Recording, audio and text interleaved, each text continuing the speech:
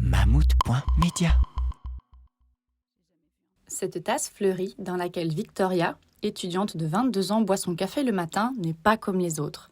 Elle l'a décorée elle-même dans un atelier de peinture sur céramique. J'ai choisi donc de faire des petites fleurs parce que c'était le plus simple. Mais c'était très chouette. C'est vrai que c'est en fait un moment vraiment de détente juste pour soi. Victoria n'est pas la seule. Des centaines de personnes ont découvert cette activité sur les réseaux sociaux. Des établissements comme celui-ci ont gagné de nombreux clients grâce à l'explosion du phénomène sur TikTok. On est là pour nos 9 ans de couple et donc on s'était dit que ça allait peut-être changer. On cherchait une activité qui sortait un petit peu du commun pour notre anniversaire. Je suis venue avec mon ami aujourd'hui pour passer un moment ensemble. Si le succès est au rendez-vous aujourd'hui, la peinture sur céramique existe déjà depuis de nombreuses années. Ma patronne Joëlle était la première en Belgique il y a 21 ans à faire un atelier de peinture sur céramique. Et maintenant, les gens s'y intéressent beaucoup plus. Je pense qu'il y a 21 ans, en fait. Il y a ce côté retrouver des activités simples, pas aller dans les bars, pas aller au resto, faire quelque chose d'agréable avec les amis, les enfants.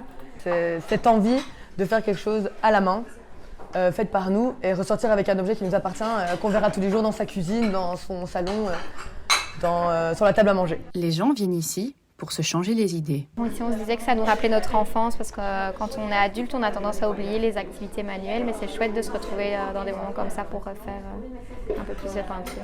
Et je pense que c'est un moment aussi où on se détend, on peint, on pense pas à autre chose et c'est sympa. Au-delà de l'aspect détente de l'atelier peinture, il y a tout de même un coût financier. Comptez une vingtaine d'euros comprenant la pièce blanche en céramique et la peinture. Quand ils ont choisi leur pièce, ils vont à leur table et on leur met un petit papier, crayon, et moi j'ai besoin d'une inspiration qui vient d'eux. Qui me montre une image ou qui me fasse un dessin, ça va être la meilleure manière pour moi de déterminer les étapes nécessaires, par où procéder, faire d'abord le fond, après le dessin, aussi d'abord dessiner, puis faire le fond.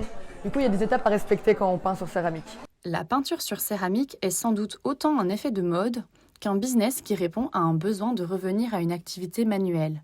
Une chose est sûre, le phénomène ne fait que grandir. Bruxelles accueillera en janvier prochain le premier salon international d'art dédié à la céramique. Mammouth.media. Mammouth.media ? Tu connais pas ?